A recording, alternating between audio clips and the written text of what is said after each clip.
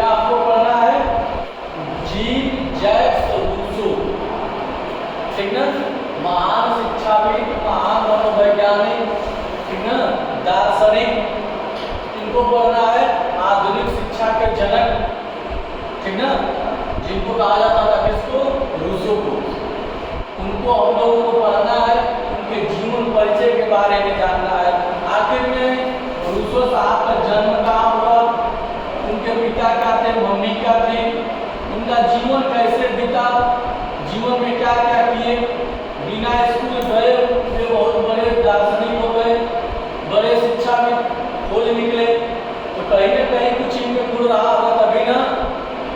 इनका जन्म जनेवा एक नगर है, ठीक ना, जनेवा एक नगर है, उस नगर में इनका जन्म 1712 ईस्वी में हुआ।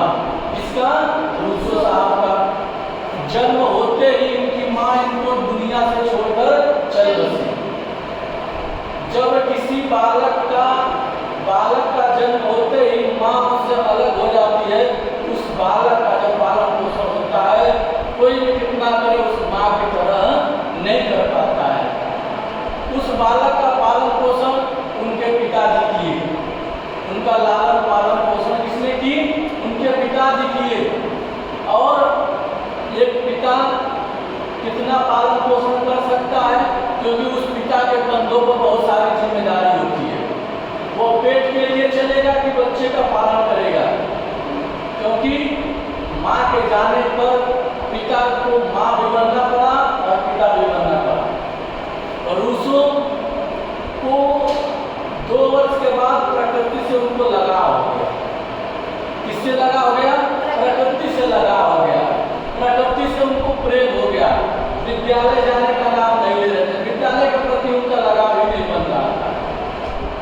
इसका रूसो साहब का। और धीरे धीरे रूसो साहब की संगत गलत मिल गई, संगत उनको गलत मिल गई, बहक गए। बहकने के बाद भी रूसो साहब 6 वर्ष की उम्र में, कितने वर्ष की उम्र में? 6 वर्ष की उम्र में उन्होंने उपन्यास पढ़ना शुरू कर दिया था। और लगभग 10 वर्ष की उम्र में वह ग्रीक भाषा को जानने लगे थे। धीरे धीरे उस उम्र में वो एक छोटी सी नौकरी पकड़ लिए। क्या पकड़ लिए? छोटी सी नौकरी पकड़ लिए। 2 पैसा कमाते थे, किसी तरह से पेट पालन पोषण करते थे। पालन पोषण करने के बाद धीरे धीरे क्या हुए? बड़े हुए। क्या हुए? बड़े हुए। किशोरावस्था में आए। किस अवस्था में आए? किशोरावस्था में आए। उनको प्रकृति से बहुत लगाव हो गया। उनको प्रकृति से बहुत क्या हो गया? रूसो साहब को लगाव हो गया। वो स्कूल नहीं जाते थे, प्रकृति के बारे में वो अध्ययन करना शुरू कर दिए। धीरे धीरे उनका जीवन काल बीतने लगा। बीतते बीतते जब उनकी उम्र लगभग 32 साल की हुई, कितने वर्ष की हुई? 32 साल की हुई। देखिए, जो बच्चा कामयाब नहीं होता, लायक नहीं होता, उसकी शादी भी जल्दी नहीं होती है, ब्याह भी जल्दी नहीं होता है।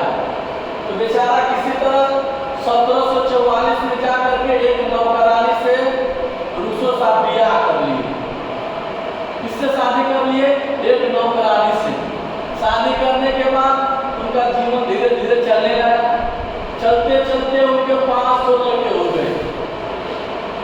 इसके रूसो साहब के भाई शादी तो नौकरानी से ही किए थे ना। जब वो नौकरानी से किए थे तो 5 लड़के हुए। 5 लड़कों का देख रेख करना मुनासिब वो हमारी समझी नहीं।